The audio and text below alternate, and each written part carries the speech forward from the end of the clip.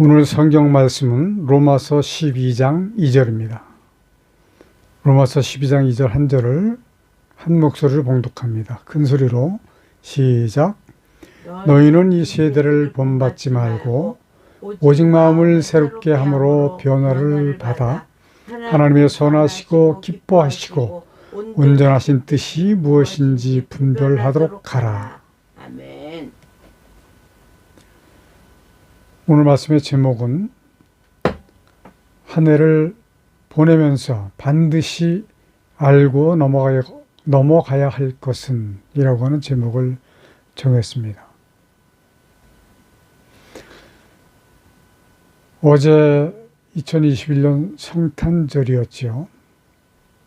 예수 그리스도의 자리에 앉아있는 산타는 악한 마귀의 계략입니다. 거룩하고 영광스러운 성탄이 하루속히 회복되어져야만 할 것입니다. 여러 차례 설교를 한 내용이긴 하지만 산발적으로 전 세계적으로 이 성탄 자체가 마귀에 의해서 많이 지배를 당한 그 사실을 많은 사람들이 깨닫고 이제 그것을 점차적으로 교정해 나가고자 하는 그 의도가 많이 보이고 있다고 하는 것은 참으로 다행한 일입니다. 이제 1년을 보내면서 반성하는 오늘이 되시기를 바라고 새해에는 정말로 유익한 하나님의 영광을 위한 좋은 계획을 많이 수립할 수 있었으면 참 좋겠습니다. 그러나 오늘 설교의 내용과 같이 한 해를 보내면서 반드시 알고 넘어가야 될 것이 있기 때문에 오늘 설교를 이렇게 정했습니다. 그것은 바로 하나님의 온전하신 뜻에 대해서는 알고 넘어가야 된다. 이런 말씀입니다. 하나님의 온전하신 뜻을 깨닫지 못하는 경우 심지어는 구원의 문제가 생길 수가 있습니다. 왜냐하면 거듭날 수가 없기 때문에 그렇죠. 사도 바울 선생님이 성도들에게 하신 말씀, 이 세대를 본받지 말고 하나님의 온전하신 뜻을 분별하라 라고 하신 그 교훈은 인간과 세상에 대한 하나님의 섭리와 창조의 목적에 대한 전제에서 말씀을 하신 것이라고 보여집니다.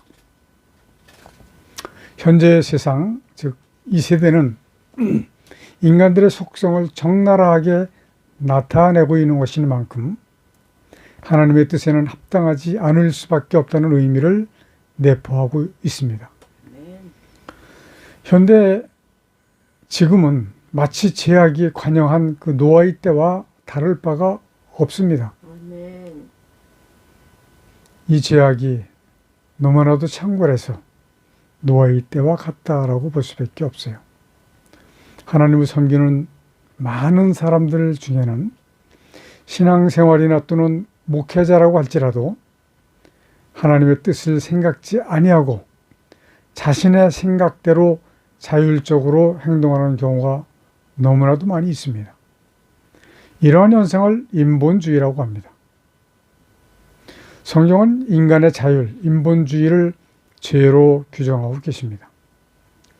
자율이라고 하는 것은 헬라어로 오토놈이라고 하는데 이것은 자기를 뜻하는 오토와 법이라고 하는 뜻의 노모의 합성어로서 자기 자신이 스스로에게 법이다라고 하는 의미가 되기 때문에 하나님의 뜻에 대해서는 상대적으로 대치가 된다라고 볼 수밖에 없습니다. 인간은 본래 하나님께 의존적인 존재로 지음을 받았습니다. 자율적이 된다는 것은 그것이 곧 하나님으로부터 독립을 하겠다. 그런 의미나 다름이 없다고 볼 수 있는 것이죠. 하나님께 의존적인 존재가 하나님으로부터 독립을 한다. 즉 자율적이 되는 것은 하나님께 대해서 큰 죄가 될 수밖에 없는 것입니다. 인본주의자들은 인간이 자율적인 존재가 되는 데서 성숙한 인간으로서의 존엄과 가치를 찾으려고 애를 쓰고 있습니다. 이제 내년 3월 9일이면 대한민국의 대통령 선거인데 이 선거를 위해서 지금 양측에서 그 마찰을 일으키고 있는 것을 보면 참 저것이 무엇인가 의심스러울 정도로 참 그러한 느낌들을 갖게 합니다. 근데 이러한 것은 교회 생활에서도 마찬가지입니다. 이미 유럽의 교회가 인본주의 또는 세속주의로 몰락을 했습니다.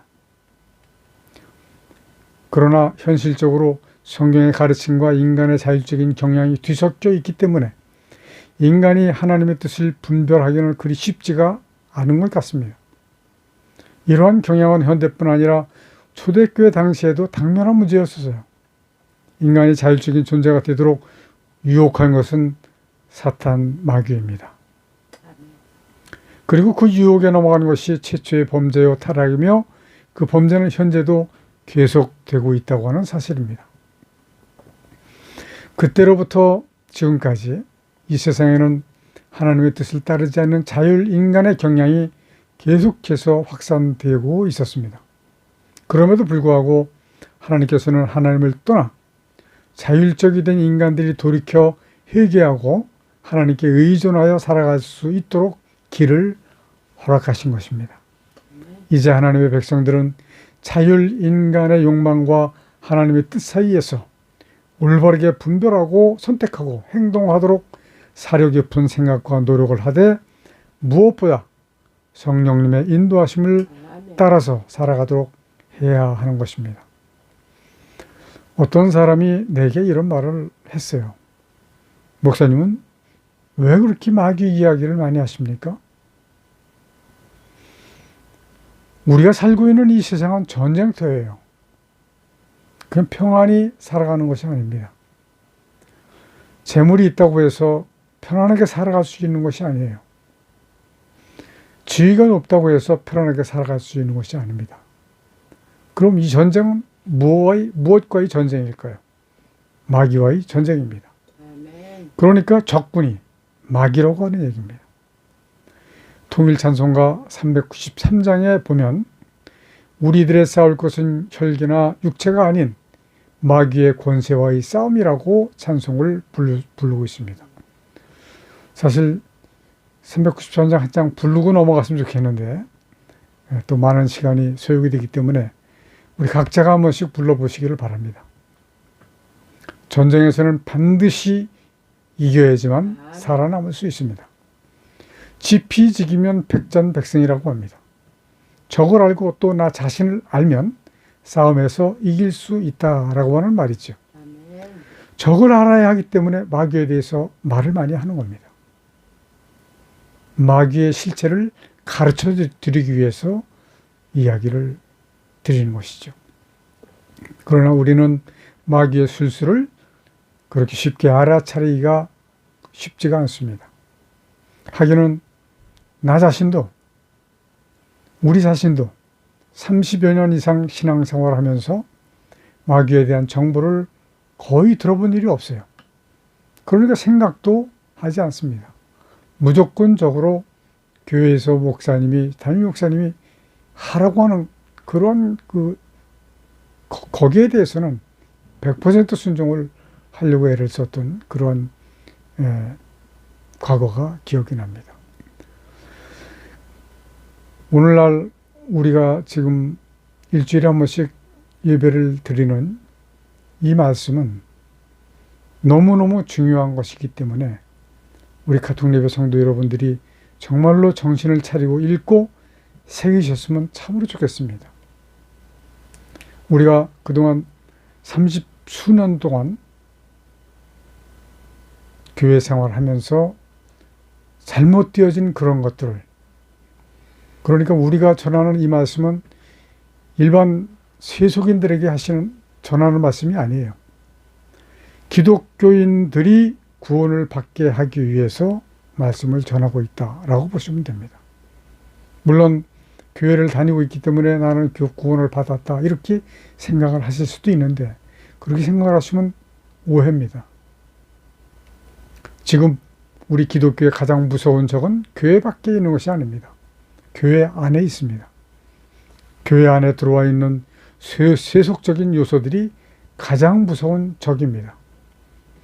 이러한 적들이 곧 마귀가 가지고 들어온 그러한 사실들이라는 것이죠. 세속적인 요소들이 설교와 찬양과 예배와 선교와 교육에 들어와서 장악을 하고 있다라고 얘기를 해도 과언이 아닙니다. 이러한 현상을 분별하기가 쉽지가 않기 때문에 문제가 됩니다. 어떤 것이 세속적인 것이고 어떤 것이 성경적인 것인지 이것을 검고 흰 바둑알처럼 구분할 수 있는 것이 아니기 때문에 너무 힘든 것입니다. 이러한 일들에 대해서는 교회 지도자들이 우선 되어져야 하는데 솔직히 목사님들도 마찬가지예요.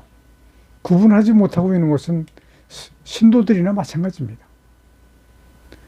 오히려 올바르지 못한 것을 더 빠르게 받아들이는 것이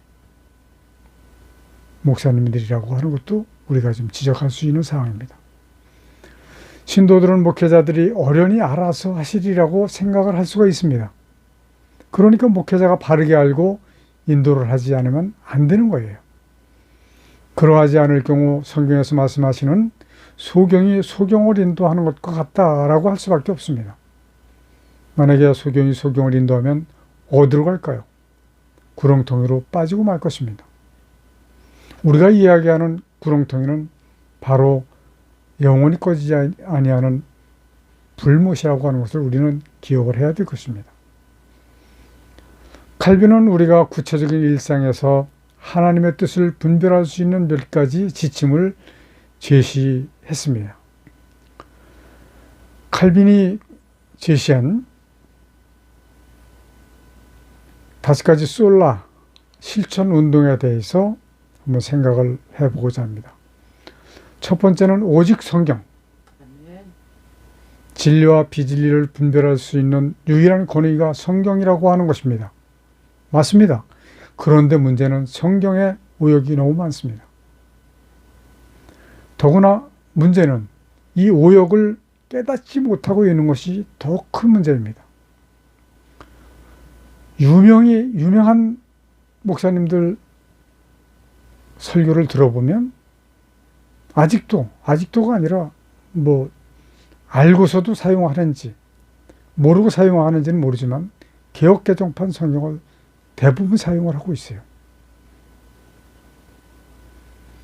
나는 분명히 말씀드리지만 개역개정판 성경 사용하면 안 됩니다.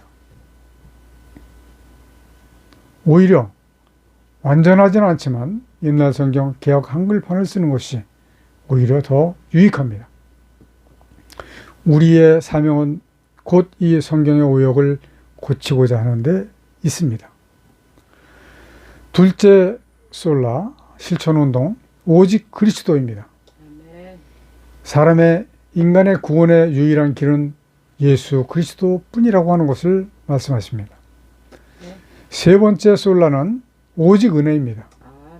구원은 전적인 하나님의 은혜입니다. 그러니까 사람은 누가 구원을 받았다 또는 받지 못했다라고 말할 수 없습니다. 구원의 확신을 주장하는 파들도 있습니다. 구원의 확신이 있어야 된다. 구원 확신 있을 수 없습니다. 왜냐하면 구원은 하나님께 속한 것이기 때문에 아무도 구원을 받았다 받지 못했다 논할 수 없습니다. 마지막 심판 때 하나님 옆에 설 때 그때 우리는 비로소 구원을 받았다 받지 못했다 이것을 알 수가 있는 겁니다. 그러니까 지금 잘해야 되는 거예요. 네 번째 솔라 오직 믿음. 구원은 예수 그리스도를 믿는 믿음으로 인해서만 받을 수 있다라고 하는 말씀입니다. 물론 그 다음에 과정이 또 있기는 하지만 예수 그리스도를 통하지 않고서는 구원을 받을 수가 없다. 이것만큼은 사실이죠. 다섯 번째 솔라 오직 하나님께 영광. 인간의 존재의 목적이 하나님의 영광을 위해서라고 하는 것을 우리는 반드시 기억을 해야 됩니다. 세상 사람들은 전혀 하나님을 의식하지 못하죠. 그러나 하나님의 백성들은 하나님께 영광이 삶의 목적을 가져야 된다라고 이야기할 수 있습니다. 그런데 저는 오늘 칼빈의 5대 솔라에 하나를 더해야 한다라고 생각을 해서 6번째 솔라를 하나 말씀을 드리려고 합니다. 발표하는 것이죠.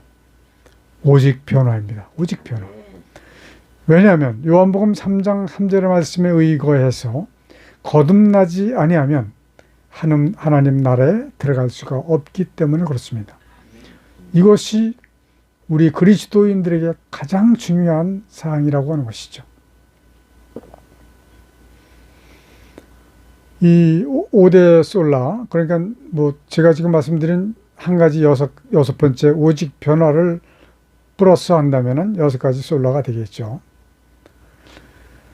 솔라 말고 5대 강령이 있어요. 칼빈의 5대 강령도 하나님의 뜻을 분별하는데 매우 유익합니다. 첫 번째는 전적 타락입니다. 모든 자연인은 그 본성이 타락해서 구원에 필요한 믿음을 만들어내지 못한다는 것으로 전적 무능력이라고 얘기하는 것입니다. 그러니까 인간은 전적 타락이에요. 두 번째는 무조건적 선택입니다. 하나님의 선택에는 아무런 조건이 따를 수가 없다는 것입니다. 우리가 청교도에서 수학을 할 때 그때 정말로 하나님을 신실하게 섬긴다라고 하는 그 목사님이 설교 시간에 말씀을 하신 거예요. 마지막 심판대에서 너는 아니야 저쪽으로 가라고 말씀하실 수도 있다라고 하는 말씀을 들었어요. 저는 그 말씀에 동감을 합니다. 때문에 구원에 대해서는 인간으로서는 받았다 받지 못했다 이거 이야기할 수 없습니다. 세 번째, 제한적 속죄입니다. 예수 그리스도의 속죄의 실효는 하나님의 선택을 받아서 구원을 얻은 사람들을 위한 것이다 라고 하는 말씀이죠. 네 번째는 불가항력적 은혜, 거부할 수 없는 하나님의 구원의 은혜입니다. 우리는 구원받기 싫다 해서 구원받지 않을 수가 없습니다. 하나님의 불가항력적 은혜이기 때문에 그렇습니다. 다섯 번째는 성도의 견인입니다. 일단 사람들이 진정으로 하나님에게서 거듭났다면 성령의 내주로 말미암아 하늘이나 땅에 있는 어떤 것도 하나님의 사랑에서 떠나지 못하게 될 것이다 라고 로마서 8장 39절에서 말씀을 하고 계시기 때문에 이렇게 말씀을 하시는 거죠. 칼빈이 주장하는 이러한 지침들을 논리적이고 합리적인 것이라고 이야기하기보다는 성경을 성경적으로 설명하고 진술한 것이다 라고 볼 수가 있습니다. 매우 중요한 것이죠. 그러나 악한 마귀는 성도들로 하여금 하나님의 온전하신 뜻을 깨닫지 못하게 하려고 온갖 계략을 다하고 있습니다. 우리 한국은 지금으로부터 136년 전에 복음이 들어왔습니다. 아펜셀러 그리고 언더우드 선교사가 인천항에 발을 디뎠을 그때에 사탄은 이미 독일의 함정을 팠던 것이죠. 무슨 함정이냐? 소위 실용음악이라고 하는 함정을 팠습니다. 이것이 왜 함정인가? 설명을 드리겠습니다. 교회에서 찬송을 인도할 때 강단에서 기타와 드럼과 신디사이저를 가지고 미친 듯이 노래를 인도합니다. 인도자는 간혹 멘트도 날립니다. 젊은 사람들이 이 실용음악 인도자를 로망으로 삼고 있는 많은 사람들이 있어요. 저는 직접 들었습니다. 정말로 그것을 하고 싶다. 그런 어린 학생들이 많이 있다라고 하는 것을 우리는 알았으면 좋겠습니다. 나는 처음 교회를 나가면서부터 교회 음악에 궁금한 부분들이 많았어요. 전공을 하기 전부터 교회에서 성가대 지휘를 하면서 교육을 받지 못한 부분들에 대해서 저 스스로 이론을 정립을 해왔고 잘못된 가사들을 고치기를 시작을 했습니다. 나는 내가 강의를 하는 신학교에서 학생들에게 물어봅니다. 여러분, 여러분은 조수미 씨처럼 노래를 잘할 수 있어요? 라고 물어봅니다. 그러면 아무도 대답을 안 해요. 대답을 할 수가 없죠. 기가 막힌 일이죠. 당대 최고의 클래식 가수와 비교를 할 수가 있겠느냐라고 마치 실문을 하는 것 같습니다. 저는 설명을 합니다. 여러분은 설상가상 조수미 씨보다 노래를 더 잘한다고 할지라도 만일에 하나님께 합당하지 않은 노래를 한다면 아무 소용이 없습니다. 성경은 우리에게 말씀하시기를 마음으로 찬양하고 또 영으로 찬양을 하라고 고린도전서 14장 15절에서 말씀을 하고 계십니다. 하나님께 합당한 노래라고 하는 것은 첫 번째, 가사가 하나님께 합당해야 됩니다. 이 시편 찬송 같은 경우는 가사가 하나도 흠잡을 게 없어요. 왜냐하면 하나님의 말씀이기 때문에 그래요. 하나님께 합당한 노래 두 번째는 장르가 사탄의 속성에 속하지 않은 순수한 장르여야 합니다. 그나마 클래식 한 가지는 사탄의 속성에 속하지는 않았지만 세속적인 인간들이 사용하는 장르에 들어가 있기는 좀 민망해서 노빌리티 앤 글로리우스라고 하는 하나님의 음악 전문 장르 이름을 만들어 봤습니다. 혹시 오늘 이 설교를 듣는 분들 중에서 더 좋은 장르 이름이 생각이 난다면 제게 알려주시면 앞으로 그것을 사용할 수 있도록 한번 노력을 해보겠습니다. 하나님께 합당한 노래 세 번째는 마음을 다한 노래이어야 한다라고 하는 말씀입니다. 입으로만 하는 노래가 아니라 마음을 다해서 찬양을 드려야 된다라고 하는 말씀입니다. 네 번째는 영으로 하는 찬양이어야 한다라고 하는 말씀입니다. 인간의 기교나 수작에 불과한 노래는 하나님을 기쁘시게 해드릴 수가 없습니다. 그러므로 하나님께서 원하시는 인간의 찬양은 마음으로 하는 찬양입니다. 영으로 하는 찬양입니다. 여기서 말씀하시는 영은 하나님이십니다. 여기서 말씀하시는 영은 예수 그리스도이십니다. 여기서 말씀하시는 영은 하나님의 말씀이십니다. 우리가 시편 찬송을 부르고 시편 찬송을 권하는 이유가 바로 여기에 있습니다. 요한복음 1장 1절부터 2절까지 보니까 태초에 말씀이 계시니라. 이 말씀이 하나님과 함께 계셨으니 이 말씀은 곧 하나님이시니라. 그가 태초에 하나님과 함께 계셨고 예수 그리스도를 말씀하시는 거죠. 말씀이 하나님이세요. 말씀이 예수 그리스도세요. 우리는 이 말씀을 가지고 하나님을 찬양할 수 있어야 됩니다. 인간은 심판주로 오실 하나님을 두려워할 줄 알아야 합니다. 그러나 많은 경우 보면 하나님을 두려워하지 않나요? 마치 친구처럼. 그렇게 친구처럼 친밀하다는 내용, 의미는 괜찮아요. 그렇지만 그 격을 같이 한다 이런 생각으로 한다면 이건 어불성설이죠. 하나님을 그림 속의 사자로 보아서는 안 된다라고 청교도에서는 주장을 합니다. 많은 기독교가 하나님을 그림 속의 사자로 보고 있다라고 이야기합니다. 이 말씀 그냥 흘려보내지 말고 내가 지금까지 그렇게 하지 않았는가 한번 반성을 해 주시기를 간절히 부탁을 드립니다. 살아계셔서 불꽃 같은 눈으로 보고 계심을 우리는 시시때때로 기억하지 않으면 안 될 것입니다. 과연 하나님의 온전하신 뜻이 무엇일까요? 나는 존 맥어더 목사님이 쓰신 하나님의 뜻이라고 하는 책을 읽었습니다. 그 책에 있는 내용은 당신이 구원을 받는 것, 두 번째는 성령 충만해야 하는 것, 세 번째는 거룩해지는 것, 네 번째는 순종하는 것, 다섯 번째는 고난 받는 것이라고 피력을 하고 계시더라고요. 그러나 하나님의 진정하신 온전하신 하나님의 뜻은 창조하신 하늘과 땅과 모든 피조물을 불사르시는 것입니다.